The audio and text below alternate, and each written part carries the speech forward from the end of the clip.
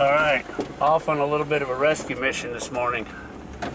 My daughter called me and told me that her check engine light came on and it's flashing. She has a 2005 Toyota Matrix. And a little bit of research says it's probably an ignition problem. So I grabbed a little bag of tools and I'm gonna go for a little ride. She only works a couple miles away from house, so it's just a short run over there. And we'll see what the problem is.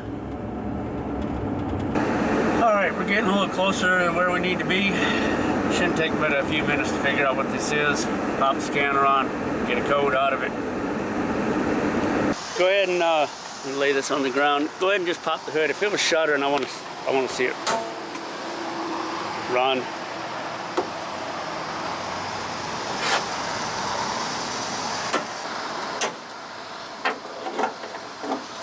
Alright, go ahead and crank it up. Yeah, alright. I'm going to go ahead and scan it and go ahead and shut it off.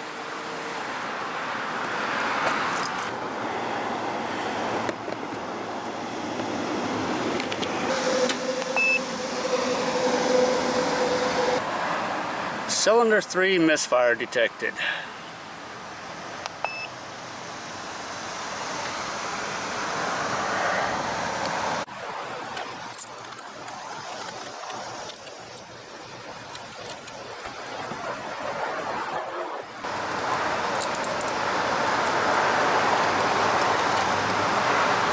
Now what we're probably going to find in here might be a valve cover gasket leak and oil in the cylinder. Or it could be a bad coil pack, and I brought a spare coil pack or two with me.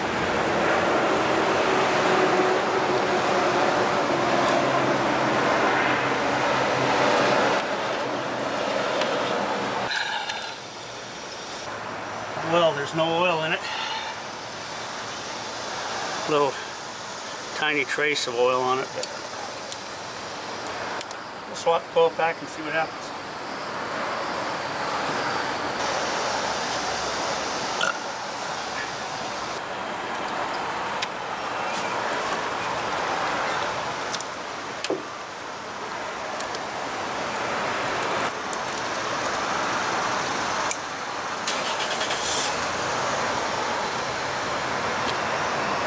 Let's crank it up and see what it does.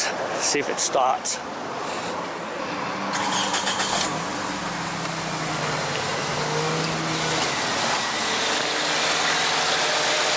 Smooth as glass.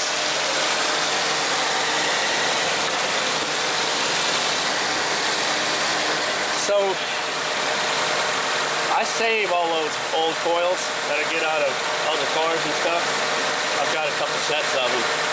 Because a salvage yard coil is probably going to outlast your 150, 200,000 mile car. Brand new coil may last forever and it may not. So used coils are fine. Running great.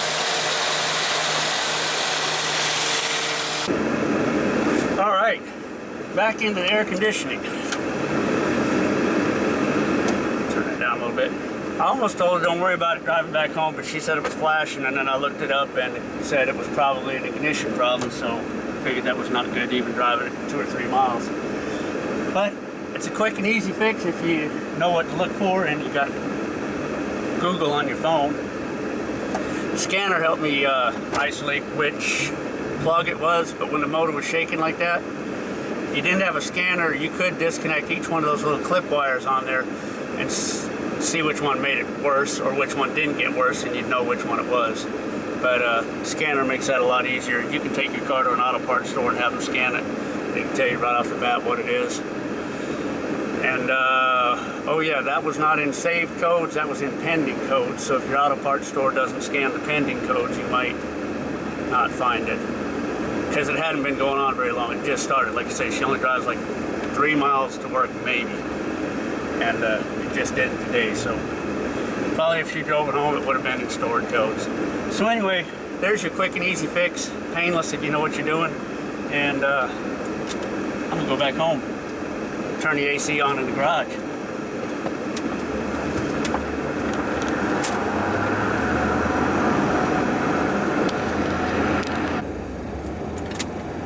Okay, what is this now? How does this work? Oh yeah, remember, like, subscribe, and share.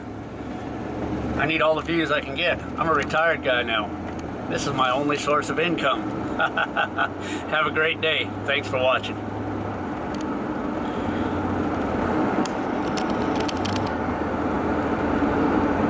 I think it turned off. It did. And in case you're wondering where that next video of my project is at, well, this is a little test run we took on an airboat that I just got through rewiring. It was a good time. The boat ran great. But these detour jobs, they don't get anything done on the main project. But I had a good time messing with it, and maybe I'll put a little video together of it. Anyway, thanks for watching.